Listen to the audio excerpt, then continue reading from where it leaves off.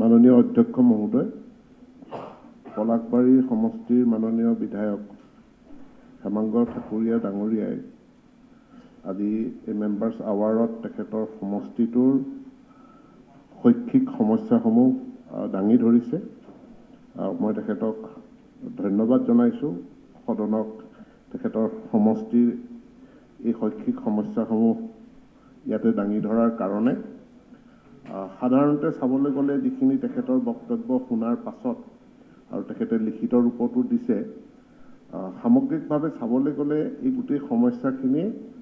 আমাৰ অসমৰ অন্যান্য সমষ্টিবিলাকৰ সমস্যাৰ লগত একে, অৰ্থাৎ সামগ্ৰিকভাৱে অসমৰ শৈক্ষিক সমস্যাবিলাক পলাশবাৰীৰ পৰা পৃথক নহয় বা পলাশবাৰী সমষ্টিৰ সমস্যাবিলাক অসমৰ সামগ্ৰিক সমস্যাবিলাকৰ পৰা খুব পৃথক নহয়। প্ৰথমে যদি আমি প্ৰাথমিক শিক্ষা খণ্ডলৈ আহোঁ, তেখেতৰ তাত দুটা সমষ্টি আছে, দুটা ব্লক আছে আৰু দুইটা ব্লকত যিখিনি আমাৰ প্ৰাথমিক বিদ্যালয় আছে আৰু যিখিনি লোৱাৰ প্ৰাইমেৰী আৰু আপাৰ প্ৰাইমেৰী বিদ্যালয় আছে, ইয়াত শিক্ষকৰ যিটো সংখ্যা সেইটো যদি আমি পিপিল টিচাৰ ৰেচিঅ'টো উলিয়াওঁ তেতিয়াহ'লে মোটামুটি আমাৰ পৰ্যাপ্ত পৰিমাণে শিক্ষক আছে। যিখিনি ভেকেঞ্চি আছে, খালী পদ যিখিনি আছে, আমি সকলোৱে অৱগত যে চৰকাৰখনে ইতিমধ্যে ঘোষণা কৰিছে 1 লাখ নিযুক্তি প্ৰদান কৰাৰ কাৰণে, আৰু 1 লাখ নিযুক্তি প্ৰদান কৰাৰ ক্ষেত্ৰত আমাৰ যিমানখিনি খালী পদ আছে সেই খালী পদখিনি আমি পূৰণ কৰাৰ কাৰণে পদক্ষেপ লৈছোঁ। কিন্তু প্ৰকৃতাৰ্থত কথা হ'ল, বহুতৰে হয়তো এনেকুৱা ধাৰণা হ'ব পাৰে যে আচলতে শিক্ষা বিভাগতেই 50,000তকৈ অধিক খালী পদ আছে বা অসমতে 1 লাখ খালী পদ আছে। আচলতে সিমানখিনি আমাৰ খালী পদ নাই, যাৰ কাৰণে চৰকাৰখনে বহুতখিনি প্ৰচেষ্টা চলাব লগা হৈছে যে বহুত পদ সৃষ্টি কৰিব লাগিব, তেতিয়াহ'লেহে আমাৰ 1 লাখটো মিলিবগৈ। এতিয়া পদ সৃষ্টি কৰাৰ ক্ষেত্ৰতো আমি শিক্ষা বিভাগৰ অধীনতো য'ত য'ত পদ সৃষ্টি কৰাৰ প্ৰয়োজনীয়তা আছে সেই পদসমূহ সৃষ্টি কৰাৰ কাৰণে, অৰ্থাৎ ক্ৰিয়েট কৰাৰ কাৰণেও আমি পদক্ষেপ লৈছোঁ যাতে আমি 1 লাখ টাৰ্গেটটো হিচাপ আমি এচিভ কৰিব পাৰোঁ। অৰ্থাৎ 1 লাখ টাৰ্গেটটো এচিভ কৰিবৰ কাৰণে আমি বহুখিনি কষ্ট কৰিব লগা হৈছে। গতিকে আজি মই মাননীয় পলাশবাৰী সমষ্টিৰ বিধায়কক মই এই আশ্বাসটো প্ৰথমে দিব বিচাৰোঁ যে প্ৰাথমিক শিক্ষা খণ্ডত যিখিনি খালী পদ আছে নিশ্চিতভাৱে আমাৰ এই 1 লাখ টাৰ্গেটৰ ভিতৰত সেইখিনি অন্তৰ্ভুক্ত হ'ব। আৰু খালী পদখিনিৰ উপৰিও তাতে প্ৰয়োজন ভিত্তিক নতুন পদো যদি সৃষ্টি কৰিব লগা আছে সেই নতুন পদখিনিও আমি সৃষ্টি কৰিম। সংশ্লিষ্ট তাৰ যি খণ্ড শিক্ষা বিষয়া আছে বা জিলা শিক্ষা বিষয়া আছে, তেওঁলোকে যদি এতিয়াই তেওঁলোকৰ সৃষ্টি কৰিবলগীয়া পদৰ তথ্যখিনি দিছপুৰলৈ পঠায় তে নিশ্চিতভাৱে আমাৰ সেই শিক্ষকৰ সমস্যাটো আমাৰ দূৰ হ'ব। কিন্তু শিক্ষকৰ ক্ষেত্ৰত আৰু এটা কথা আমি দেখিছোঁ যে বহু স্কুলত শিক্ষকসকল থুপ খাই আছে, য'ত আৰু বহু স্কুলত বিশেষকৈ পিছপৰা অঞ্চলবিলাক, সীমান্তৱৰ্তী অঞ্চলবিলাক, আমাৰ পাহাৰীয়া অঞ্চলবিলাক, তাত যিমান পৰিমাণৰ শিক্ষক থাকিব লাগে সিমান পৰিমাণৰ শিক্ষক নাই। অৰ্থাৎ এটা মানে ভাৰসাম্য আমি ৰক্ষা কৰিব পৰা নাই। ক'ৰবাত ছাত্ৰ ছাত্ৰী বেছি আছে, শিক্ষক কম আছে, ক'ৰবাত ছাত্ৰ ছাত্ৰী কম আছে, তাতে আমি শিক্ষক বেছি আছে। আৰু এই কথাটোৰ কাৰণে এটা ৰেচনেলাইজেশ্যন, শিক্ষকসকলৰ বদলীকৰণ আৰু শিক্ষকসকলক য'ত শিক্ষক নাই তাত ছাত্ৰ ছাত্ৰী অনুপাতে বদলীকৰণৰ জৰিয়তে শিক্ষক তাতে প্লেচ কৰা বা শিক্ষকক তাতে দিয়াৰ কাৰণে চৰকাৰখনে ব্যৱস্থা গ্ৰহণ কৰিছে। আমি সকলোৱে জানো যে ইয়াৰ আগৰখন বিধানসভাত আগৰ চৰকাৰৰ দিনতে এখন আইন পাছ হৈছিল সেই শিক্ষকৰ বদলীকৰণৰ কাৰণে আৰু এই টিচাৰ পোষ্ট ইয়াৰ ৰেচনেলাইজেশ্যন কৰাৰ কাৰণে। আৰু তেতিয়াই কোৱা হৈছিল যে এই ব্যৱস্থাটো বদলীকৰণটো মেনুৱেলি কৰা নহ'ব। অৰ্থাৎ আমি কিছুমান মানুহে আমাৰ ইচ্ছা অনিচ্ছা অনুযায়ী কাৰোবাৰ ভাল লগা বেয়া লগাৰ ওপৰত নিৰ্ভৰ কৰি পেলাই মেনুৱেলি কোনো শিক্ষকৰ বদলীকৰণ নহ'ব। বদলীকৰণৰ কাৰণে আমি এটা অনলাইন পৰ্টেল মুকলি কৰিম, তাত নিৰ্দিষ্ট চৰ্ত কিছুমান আৰোপ কৰা হৈছে, যি চৰ্তৰ অধীনত যিসকল শিক্ষকে এটা স্থানত 10 বছৰ চাকৰি সম্পূৰ্ণ নকৰালৈকে তেওঁলোকে ট্ৰেন্সফাৰৰ কাৰণে যোগ্য বিবেচিত নহ'ব কিন্তু তাত এক্সেপশ্যনো থাকিব আজি আমাৰ বহুসকল আমাৰ মহিলাই তেওঁলোকে দুৰ্গম অঞ্চলত বা অসুবিধাজনক অঞ্চলত তেওঁলোকে চাকৰি কৰি আছে তেওঁলোকৰো বদলীকৰণৰ প্ৰয়োজনীয়তা থাকে নিৰাপত্তাৰ খাতিৰত বা বহু লোক আছে তেওঁলোকে বিভিন্ন মানে স্বাস্থ্যজনিত কাৰণত তেওঁলোকৰ বাবে বদলিটো প্ৰয়োজনীয় হৈ উঠিব পাৰে এই সকলোবিলাক দিশ বিবেচনা কৰিয়ে সেই আইনখন প্ৰণয়ন কৰা হৈছে আৰু সেই আইনখনৰ ভিত্তিত বৰ্তমানে শিক্ষা বিভাগে এই পৰ্টেলটো খুলিবৰ কাৰণে এটা সফটৱেৰ বা এটা প্ৰগ্ৰাম বা এটা হিউমেন ৰিসোৰ্স মেনেজমেন্ট সিস্টেম এটা নিৰ্মীয়মান অৱস্থাত আছে আমি অহা এটা বা দুটা মাহৰ ভিতৰতে এই পৰ্টেলটো খুলি দিবলৈ সক্ষম হ'ম আৰু এই পৰ্টেলটো খুলি দিয়াৰ লগে লগে আমি বদলীকৰণৰ প্ৰক্ৰিয়াও আৰম্ভ কৰিম আৰু লগে লগে আমাৰ কৰ্তৃত্বই যেটো আমি ৰেশনালাইজেশন কৰিব লাগে পিটিআৰ ৰেশিও পিপল টিচাৰ ৰেশিওটো অনুপাতটো মিলাই পেলে যাতে আমি বদলীকৰণটো কৰি পেলে সকলো ছাত্ৰ ছাত্ৰীক যাতে আমি ন্যায় দিব পাৰো প্ৰত্যেকখন বিদ্যালয়ক যাতে আমি শিক্ষক পৰ্যাপ্ত পৰিমাণে বা প্ৰয়োজন অনুসাৰে আমি দিব পাৰো তাৰ কাৰণে এই বিভাগ আমাৰ বিভাগে ব্যৱস্থা গ্ৰহণ কৰিব আৰু এই ক্ষেত্ৰত পলাশবাৰী সমষ্টিটো যিখিনি সমস্যা আছে বা যিখিনি ইমবেলেন্স আছে সেই ইমবেলেন্সখিনি আমি দূৰ কৰাৰ কাৰণে আমি ব্যৱস্থা গ্ৰহণ কৰিম ইয়াৰ লগত আৰু এটা আনুষংগিক কথা যেটো আন্তঃগাঁথনিৰ কথা উল্লেখ কৰিছে আমি সকলোৱে জানো যে আমাৰ আন্তঃগাঁথনি শৈক্ষিক খণ্ডত বিভিন্ন বিশেষকৈ প্ৰাথমিক খণ্ডত আন্তঃগাঁথনিত আমি বহুখিনি দুৰ্বল হৈ আছো আৰু যোৱাবাৰ যেতিয়া গুণোৎসৱ অনুষ্ঠিত হ'ল গুণোৎসৱ অনুষ্ঠিত হোৱাৰ পাছতে আমি এটা পদক্ষেপ লৈছিলো যেটো পদক্ষেপৰ জৰিয়তে সেই গুণোৎসৱৰ যি ৰিপৰ্ট কাৰ্ড আছিল ৰিপৰ্ট কাৰ্ডৰ ভিত্তিত আমি শিক্ষানুষ্ঠানসমূহৰ আন্তঃগাঁথনি বিশেষকৈ শ্ৰেণীকোঠা পাৰ্টিশন ৱাল আৰু ইলেক্ট্ৰিফিকেশন এইখিনিৰ উন্নয়নৰ কাৰণে উন্নয়নৰ কাৰণে ব্যৱস্থা গ্ৰহণ কৰি তেতিয়াই 980 কোটি টকাৰ এক পৰিকল্পনা প্ৰস্তুত কৰি কাম আৰম্ভ কৰা হ'ল সেই 980 কোটি টকাৰ এটা অংশ ইতিমধ্যে মুকলি কৰি দিয়া হৈছে আৰু এছএমচিৰ জৰিয়তে আমি সেই বিদ্যালয়সমূহৰ আন্তঃগাঁথনি উন্নয়নৰ কাম কৰিছো ইয়াৰ লগে লগে বাকি থকা পইচা আমি এইকিটা দিনত এই চৰকাৰখনে দায়িত্বভাৰ গ্ৰহণ কৰাৰ পাছত আমাৰ শিক্ষা বিভাগে খুব খৰতকীয়াভাৱে বাকি থকা যিখিনি আমাৰ ধন আছিল সেই ধনখিনিও মুকলি কৰি দিয়াৰ কাৰণে পদক্ষেপ আমি গ্ৰহণ কৰিছো ইতিমধ্যে ভোটত একাউণ্টৰ বাজেটৰ সময়ত যিখিনি পইচা পাইছিল আৰু মই আশা ৰাখিছো এইবাৰ বিত্ত মন্ত্ৰীয়ে এই সমস্যাটোৰ প্ৰতি চকু ৰাখি বিশেষভাৱে বাজেট আবণ্টন কৰিব আৰু কৰাৰ লগে লগে আমি আমাৰ 2018 চনৰ গুণোৎসৱৰ ভিত্তিত আমি যিখিনি শিক্ষানুষ্ঠান এলপি এমই স্কুল চিনাক্ত কৰিছিলো য'ত আন্তঃগাঁথনি উন্নয়নৰ প্ৰয়োজনীয়তা আছে সেইখিনি আমি এড্ৰেছ কৰিবৰ কাৰণে সক্ষম হ'ম কিন্তু ইয়াৰ লগে লগে আৰু এটা কথা আমি সকলোৱে জানো যে শিক্ষানুষ্ঠানটো এনেকুৱা এটা অনুষ্ঠান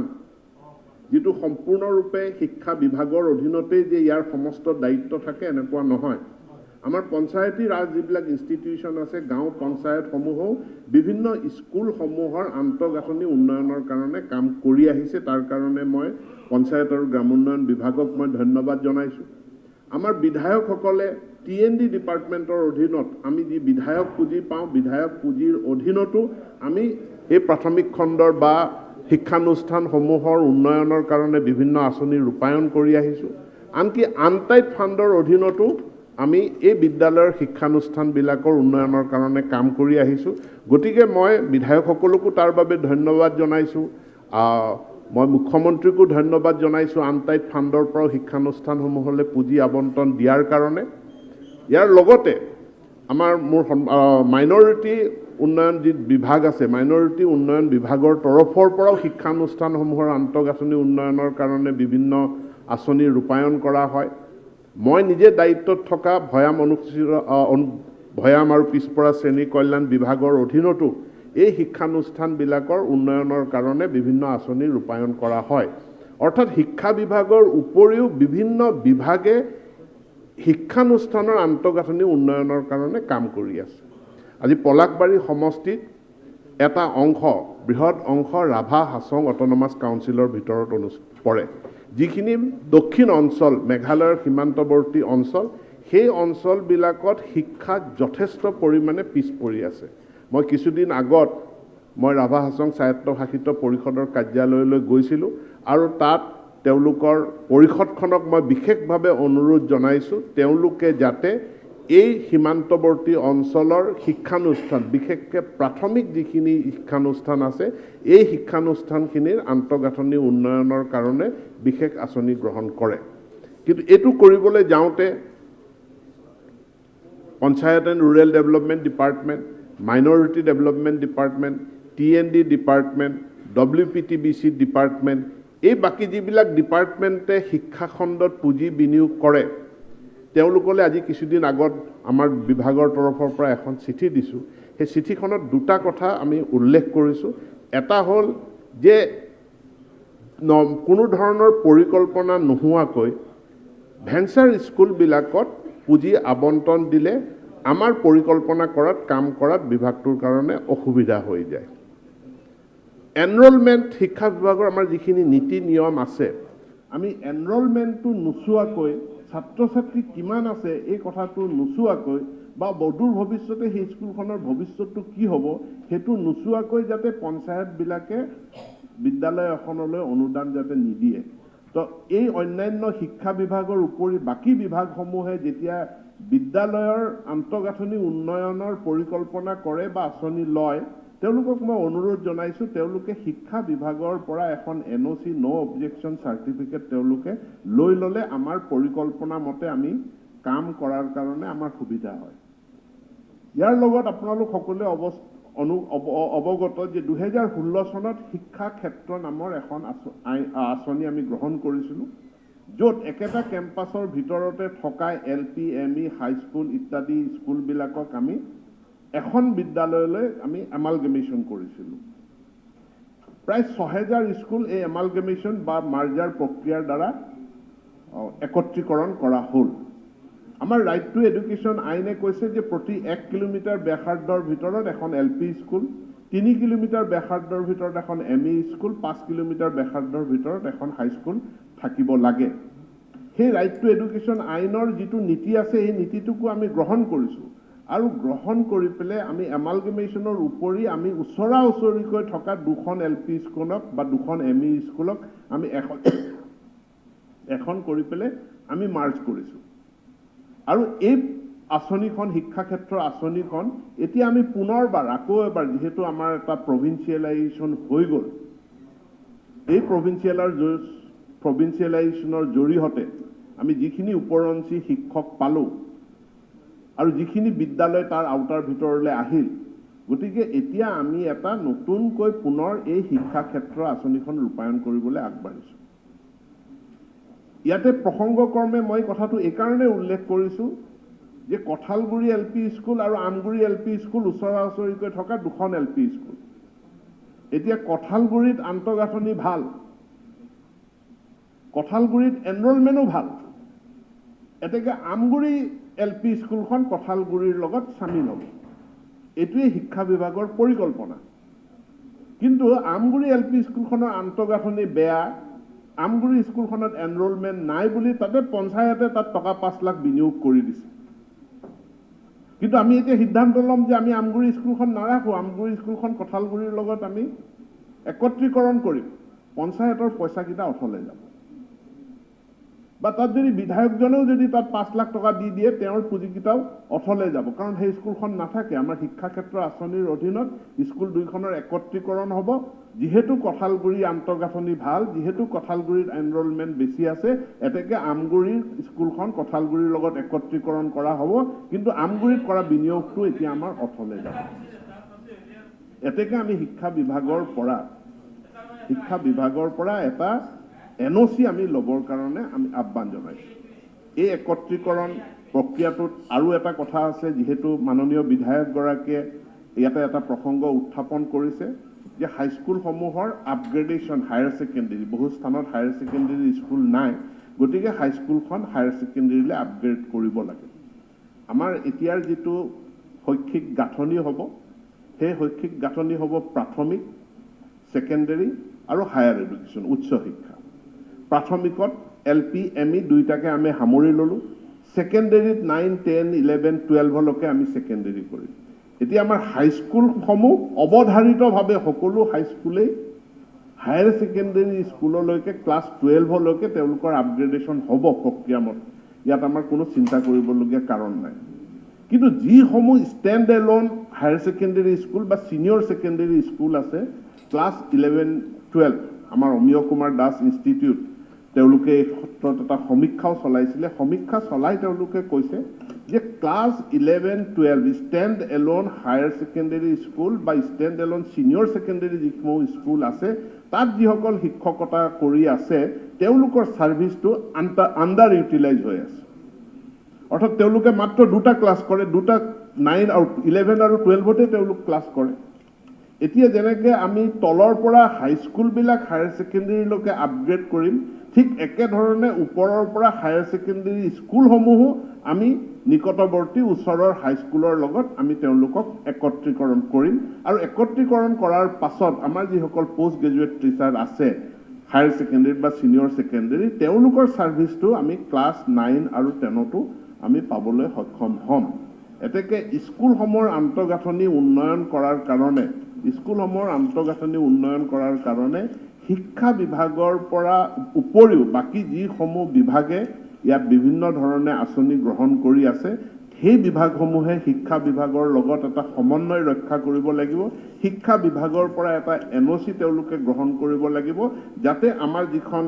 শিক্ষা ক্ষেত্ৰ যিখন আঁচনি আছে, সেই শিক্ষা ক্ষেত্ৰ আঁচনিখন ৰূপায়ণ কৰাৰ ক্ষেত্ৰত আমি সফলতা লাভ কৰোঁ। এই সফলতা লাভ কৰিব নোৱাৰিলে আমাৰ যিমান সংখ্যক স্কুল আছে, এই গোটেইখিনি স্কুল এটা সুন্দৰ ব্যৱস্থাপনাৰ মাজলৈ আমি আনিবৰ কাৰণে আমি সক্ষম নহ'ম। ইয়াত সকলোৰে মই সহায় সহযোগিতা বিচাৰিছোঁ আৰু মই বিধায়কসকলক অনুৰোধ জনাম, বিধায়কসকলক মই প্ৰত্যেককে শিক্ষা ক্ষেত্ৰ আঁচনিখনৰ যিটো আমাৰ পৰিকল্পনা আছে, এই পৰিকল্পনাটো আপোনালোকক মই জনাম। কিছু সংশোধনী সৰু সুৰা দুই এটা সংশোধনী আমি কৰি আছোঁ আৰু ইতিমধ্যে আমি তথ্যও বিচাৰিছোঁ। এই ক্ষেত্ৰত সম্পূৰ্ণ সহায় সহযোগিতা বিধায়কসকলে যাতে আগবঢ়ায়, সম্পূৰ্ণ সততা নিষ্ঠাৰ কাৰণে কোনো বিষয়া কৰ্মচাৰীৰ এটা ভুল তথ্যৰ কাৰণে ভুলভাৱে কোনো একত্ৰীকৰণ যাতে নহয়, একদম শুদ্ধভাৱে ছাত্ৰ ছাত্ৰীৰ যিটো শৈক্ষিক প্ৰয়োজনীয়তা আছে, এটা অঞ্চলক আমি সেৱা আগবঢ়োৱাৰ কাৰণে আমাৰ যিটো প্ৰয়োজনীয়তা আছে, সেই প্ৰয়োজনীয়তাৰ প্ৰতি লক্ষ্য ৰাখি আমি কাম কৰিম। মন্ত্ৰী মহোদয়, অলপ সময়টো আমাৰ তিনিজন বিধায়ক আছে, কিন্তু কেইটামান গুৰুত্বপূৰ্ণ কথা তেখেতে উল্লেখ কৰিছে। সেই গুৰুত্বপূৰ্ণ কথাৰ ভিতৰত এটা গুৰুত্বপূৰ্ণ কথা মাননীয় বিধায়কজনে উল্লেখ কৰিছে যে তেখেতৰ সমষ্টিৰ বৃহৎ অঞ্চল এটা ৰাভা হাছং স্বায়ত্তশাসিত পৰিষদৰ ভিতৰত পৰে আৰু এই বৃহৎ অঞ্চলটোত কোনো মহাবিদ্যালয় নাই। তেখেতে উল্লেখ কৰিছে ইয়াত কোনো হায়াৰ সেকেন্ডাৰী স্কুলো নাই। অৰ্থাৎ আমাৰ জনজাতীয় অঞ্চলবিলাক শৈক্ষিক ক্ষেত্ৰত যথেষ্ট পিছপৰা, এই কথাটোৱেই তেখেতৰ বক্তব্যৰ মাজেৰে ওলাই আহিছে। শিক্ষা জনজাতীয় অঞ্চলবিলাকত বহুত দেৰিকৈ আৰম্ভ হৈছিল আৰু তাৰ কাৰণে আজি চৰকাৰখনে বিশেষ ব্যৱস্থা লোৱাৰ প্ৰয়োজনীয়তা আছে। মাননীয় অধ্যক্ষ মহোদয়, কেইদিনমান আগত মই এটা তথ্য বিচাৰ কৰিছিলোঁ। আমি চৰকাৰখনে ইতিমধ্যে সকলোৱে জানে, মাননীয় মুখ্যমন্ত্ৰী ডাঙৰীয়া এটা সুন্দৰ আঁচনি গ্ৰহণ কৰিছে, য'ত প্ৰত্যেকজন বিধায়কক এখন বিধায়কৰ আদৰ্শ হাইস্কুল বা হায়াৰ সেকেন্ডাৰী স্কুল নিৰ্বাচন কৰিবলৈ অনুৰোধ জনাইছে, য'ত বিভিন্ন উৎসৰ পৰা পুঁজিৰ বিনিয়োগ কৰি সেই স্কুলখনক যাতে এখন আদৰ্শ মহাবিদ্যালয় হিচাপে গঢ়ি তুলিব পাৰি। বিধায়কগৰাকীয়ে মুখ্যমন্ত্ৰীক স্কুলৰ তালিকা দিয়াৰ লগে লগে সেই স্কুলখনৰ কাৰণে 10 লাখ টকা আনটাইড ফাণ্ডৰ পৰা মাননীয় মুখ্যমন্ত্ৰীয়ে দিব। আমি শিক্ষা বিভাগৰ তৰফৰ পৰা সেইখন স্কুলক কি দিব পাৰোঁ আমি চেষ্টা কৰিম। বিধায়কগৰাকীয়েও তেখেতৰ বিধায়ক পুঁজিৰ পৰা নিশ্চিতভাৱে আমি আহ্বান জনাম, তেওঁ স্কুলখনলৈ অনুদান আগবঢ়াব লাগে। আমি অন্যান্য বিভাগসমূহকো অনুৰোধ জনাম আৰু আনকি PSU বিলাককো তেওঁলোকৰ CSR ফাণ্ডৰ পৰা সেই বিধায়কৰ আদৰ্শ স্কুলখন এখন আদৰ্শ স্কুল হিচাপে গঢ়ি তোলাৰ কাৰণে অনুদান আগবঢ়াবলৈ আমি অনুৰোধ জনাম। অনুৰূপভাৱে আমি শিক্ষা বিভাগেও আমি যুগুতাই আছো যে আমাৰ যিসমূহ ঐতিহ্যমণ্ডিত গৰিমামণ্ডিত যিসমূহ বিদ্যালয় আছিল, আজি 100 বৰ্ষ পাৰ কৰিছে, 150 বছৰ পাৰ কৰিছে, সেই বিদ্যালয়সমূহত এটা বিশেষ পদক্ষেপ গ্ৰহণ কৰি সেই বিদ্যালয়সমূহৰ পূৰ্বৰ ঐতিহ্য গৰিমা আমি যাতে ঘূৰাই আনিব পাৰোঁ তাৰ কাৰণে আমি নিশ্চিতভাৱে পদক্ষেপ লোৱাৰ পৰিকল্পনা কৰিছোঁ। আৰু তাৰ কাৰণে যেতিয়া পৰিসংখ্যা মই সংগ্ৰহ কৰিছিলোঁ যে 100 বছৰ আগত অসমৰ কোন কোন জিলাত কিমানখন স্কুল আছিল, পৰিসংখ্যা যেতিয়া আহিল, পৰিসংখ্যা অহাৰ পাছত প্ৰায় 500ৰ অধিক স্কুল এনেকুৱা আহিল যিবিলাক 100 বছৰ আগতে প্ৰতিষ্ঠা হৈছিল। কিন্তু পৰিসংখ্যাটোত এটা তথ্যত মোৰ চকুটো থমকি ৰল। এই পৰিসংখ্যাটো কোকৰাঝাৰ, চিৰাং, বাক্সা, ওদালগুৰি, কাৰ্বি আংলং, ৱেষ্ট কাৰ্বি আংলং, ডিমা হাছাও, ধেমাজি আৰু মৰিগাঁও জিলাৰ ক্ষেত্ৰত এই পৰিসংখ্যাটো শূন্য। অৰ্থাৎ 100 বছৰ আগত এই জনজাতীয় অঞ্চলবিলাকত কলেজৰ কথা বাদ দিয়ক, হাইস্কুল এখনো এই জিলাবিলাকত নাছিল। বহুত পুৰণিভাৱে বহুত পিছতীয়াকৈ এই শৈক্ষিক ব্যৱস্থাবিলাক আৰম্ভ হৈছে। গতিকে নিশ্চিতভাৱে আজি আমাৰ চৰকাৰখনে বিশেষ কিছুমান ব্যৱস্থা গ্ৰহণ কৰিছে যে সংখ্যালঘু প্ৰধান অঞ্চলবিলাকত শিক্ষা পিছ পৰি আছে, বিশেষকৈ স্ত্ৰী শিক্ষা পিছ পৰি আছে। তাৰ কাৰণে সংখ্যালঘু প্ৰধান অঞ্চলবিলাকত মহিলা মহাবিদ্যালয় আমি স্থাপন কৰিছোঁ। লগে লগে মডেল ডিগ্ৰী কলেজ স্থাপন কৰাৰ পৰিকল্পনা হাতত লৈছে। আৰু মডেল ডিগ্ৰী কলেজ বহুতে কয় যে এইটো আপোনালোকে ৰুচাৰ পইচা দিহে কৰি আছে, নহয় তথ্যটো। ৰুচাৰ ৰাষ্ট্ৰীয় উচ্চ শিক্ষা অভিযানৰ অধীনত মডেল ডিগ্ৰী কলেজ প্ৰতিষ্ঠা কৰা হৈছে, কথাটো সঁচা। কিন্তু সমান্তৰালভাৱে অসমৰ আমাৰ নিজা পুঁজিৰ দ্বাৰাও SOPDৰ অধীনতো আমি মডেল কলেজ নিৰ্মাণ কৰিছোঁ। আৰু আজি এই যি পিছপৰা অঞ্চলবিলাক, অৱহেলিত অঞ্চলবিলাক য'ত মহাবিদ্যালয়ে নাই, তাত নিশ্চিতভাৱে অসম চৰকাৰৰ এই যি পদক্ষেপ আছে, এই পদক্ষেপৰ জৰিয়তে এই অঞ্চলবিলাকৰ যিটো বঞ্চনা আছে, এই বঞ্চনা দূৰ কৰাৰ কাৰণে অনাগত দিনত আমি পদক্ষেপ গ্ৰহণ কৰিম বুলি মই মাননীয় পলাশবাৰী সমষ্টিৰ বিধায়কগৰাকীক মই প্ৰতিশ্ৰুতি আগবঢ়াইছোঁ। এই অঞ্চলসমূহত যিখিনি হাইস্কুল আছে, এই হাইস্কুলখিনিক আপগ্ৰেড কৰা আৰু লগে লগে হাইস্কুলখিনিক তাৰ ইনফ্ৰাষ্ট্ৰাকচাৰ, গুণগত উচ্চ মানদণ্ডৰ শিক্ষক তাতে নিয়োগ কৰাৰ কাৰণে আমি বিশেষ পদক্ষেপ ল'ম বুলি পেলাই মই মাননীয় বিধায়কগৰাকীক মই প্ৰতিশ্ৰুতি আগবঢ়াইছোঁ। ৰাভা হাছং স্বায়ত্তশাসিত পৰিষদকো মই অনুৰোধ জনাম, বিধায়কগৰাকীয়েও অনুৰোধ জনাব যাতে এই বঞ্চিত এলেকাটো, মেঘালয়ৰ সীমান্তৱৰ্তী যিটো অঞ্চল আছে, এই অঞ্চলটোৰ শৈক্ষিক পৰিৱেশ, শৈক্ষিক ইনফ্ৰাষ্ট্ৰাকচাৰ উন্নয়ন কৰাৰ কাৰণে তেখেতসকলেও যাতে পদক্ষেপ আগবঢ়ায়। দক্ষিণ কামৰূপ মহাবিদ্যালয় এখন পলাশবাৰী সমষ্টিৰ গুৰুত্বপূৰ্ণ মহাবিদ্যালয়। বহু ছাত্ৰ ছাত্ৰী আছে, বহু পুৰণি মহাবিদ্যালয়। আৰু এই মহাবিদ্যালয়খনে কিছু সেল্ফ ফাইনেন্স কোৰ্স চলাই আছে। আৰু এই সেল্ফ ফাইনেন্স কোৰ্সবিলাকৰ ক্ষেত্ৰত এতিয়া তেওঁলোকে আমাৰ ওচৰত দাবী কৰিছে বা আবেদন জনাইছে যে তাত এইখিনিক ৰেগুলাৰাইজ কৰিব লাগে, অৰ্থাৎ এক ধৰণৰ প্ৰভিন্সিয়েলাইজ কৰিব লাগে। ইয়াত এক বৃহৎ সমস্যা আছে। আমাৰ ইউনিভাৰ্চিটিৰ পৰা আৰম্ভ কৰি বিভিন্ন মহাবিদ্যালয়ে তেওঁলোকে সেল্ফ ফাইনেন্স কোৰ্স তেওঁলোকে খুলিছে। এতিয়া এই সেল্ফ ফাইনেন্স কোৰ্স যেতিয়া তেওঁলোকে খুলিছে, তাত যিসকল লোকক প্ৰবক্তাই হওক বা নন টিচিং ষ্টাফেই হওক, ইয়াৰ কাৰণে আমাৰ বিভাগৰ পৰা, বিত্ত বিভাগৰ পৰা কোনো অনুমোদন তেওঁলোকে লাভ কৰা নাই। অৰ্থাৎ যিসমূহ চাকৰি, এইবিলাক কণ্টেক্সুৱেল চাকৰি। আৰু এই কণ্টেক্সুৱেল চাকৰি বিশ্ববিদ্যালয় বা মহাবিদ্যালয়ে তেওঁলোকে নিজৰ কৰ্তৃত্বৰ ভিতৰত দিছে। কিন্তু এইটো এনেধৰণৰ প্ৰেক্টিছৰ ফলস্বৰূপে সমস্যা এটা মহাবিদ্যালয়খনতে সৃষ্টি হয় যে মহাবিদ্যালয়খনত পঢ়া অন্য ছাত্ৰ ছাত্ৰী, জেনেৰেল ডিগ্ৰী কোৰ্চৰ যিসকল ছাত্ৰ ছাত্ৰী, তেওঁলোকৰ ফিজটো তেওঁলোকৰ নামভৰ্তি বিনামূলীয়া। তেওঁলোকে বিনামূলীয়া নামভৰ্তিৰ সুযোগ সুবিধাটো পাইছে। কিন্তু একেখন মহাবিদ্যালয়ৰ কেম্পাছৰ ভিতৰতে পঢ়ি থকা এই সেলফ ফাইনেন্স কোৰ্সৰ ছাত্ৰ ছাত্ৰীসকলে কিন্তু তেওঁলোকে বৃহৎ বৃহৎ পৰিমাণৰ ফিজ দি পেলাই তেওঁলোকে নামভৰ্তি কৰিব লগা হৈছে আৰু যাৰ ফলস্বৰূপে তাত পৰিৱেশটো বিনষ্ট হৈ গৈছে একেটা কেম্পাছৰ ভিতৰত আৰু যেতিয়া চৰকাৰ এখনক আজি হঠাৎ কোৱা হয় যে আপোনালোকে এই পদখিনি সৃষ্টি কৰি পেলাই সেলফ ফাইনেন্স কোৰ্সটো চৰকাৰৰ অধীনত লৈ ল'ব লাগে চৰকাৰখন তাৰ বাবে প্ৰস্তুত নহয় চৰকাৰৰ বাজেট তাৰ এটা পৰিকল্পনা থাকে মন্ত্ৰী মহোদয় হঠাৎ এনে ধৰণে আমাৰ সেলফ ফাইনেন্স কোৰ্সখিনি মন্ত্ৰী মহোদয় কেইটামান আৰু এই চিধা চিধি যি দিব তেওঁলোকক কৈ দিয়ক মানে আমাৰ নিশ্চিতভাৱে ইয়াত বহুতখিনি জটিলতা আছে গতিকে মই আলোচনা কৰিম আমাৰ বাকী দুইজন আৰু বিধায়ক মহোদয়ৰ লগতো সদস্য আলোচনা আছে কৰিম মই মহাবিদ্যালয় কৰ্তৃপক্ষৰ লগতো আলোচনা কৰিম কিন্তু মোৰ সাধাৰণভাৱে আহ্বান থাকিব যে যদি কোনোবাই নিজে দায়িত্ব লৈ নিজৰ আয়েৰে চলাবৰ কাৰণে সেলফ ফাইনেন্স কোৰ্স খুলিছে আৰু কোনোদিন তেওঁলোক চৰকাৰৰ ওচৰলৈ নাহে তেতিয়াহ'লে আমাৰ আপত্তি নাই কিন্তু চৰকাৰৰ ওচৰলৈ যদি আহিবলগীয়া পৰিকল্পনাই আছে তেনেহ'লে আগতীয়াকৈ চৰকাৰৰ পৰা পাৰ্মিশ্যন লৈ পেলাই অনুমোদন লৈ পোষ্টকেইটা চেংচন কৰাই পেলাই তাৰ পাছত তেওঁলোকে কোৰ্সটো খুলিলে ভাল মই আকৌ কৈছোঁ যে যদি পৰিকল্পনা আছে কাৰোবাৰ যে মই চৰকাৰৰ ওচৰত যাম তেনেহ'লে চৰকাৰৰ অনুমতিটো আগত লওক কিন্তু যদি নিজাববীয়াকৈ যে চৰকাৰৰ ওচৰত মই নাযাওঁৱেই তেতিয়াহ'লে আমাৰ তাত চৰকাৰৰ কোনো ক'বলগীয়া একো নাথাকে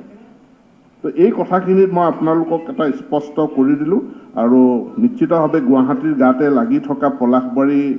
বিধানসভা সমষ্টি ই মেঘালয়ৰ সীমান্তৱৰ্তী অঞ্চলখিনি যথেষ্ট পশ্চাৎপদ সেই পশ্চাৎপদ মেঘালয়ৰ সীমান্তৱৰ্তী অঞ্চলখিনিৰ উন্নয়নৰ কাৰণে আমি বিশেষভাৱে কাৰ্যকৰী ব্যৱস্থা গ্ৰহণ কৰিব লাগিব ইয়াৰ লগে লগে বিজ্ঞান শিক্ষা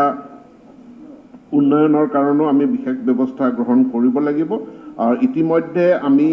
কামৰূপ মহাবিদ্যালয় তথা দক্ষিণ কামৰূপ ছোৱালী মহাবিদ্যালয়লৈ আমি 1 কোটিকে টকা অসম চৰকাৰৰ তৰফৰ পৰা আমি আগবঢ়াইছোঁ ৰুচা ইউজিচৰ পৰাও তেওঁলোকে বিভিন্ন শিতানত তেওঁলোকে পুঁজি লাভ কৰি আছে আৰু 2019-20 বিত্তীয় বৰ্ষত আমি DK গাৰ্লছ কলেজৰ ছায়েন্স লেবৰেটৰীৰ কাৰণে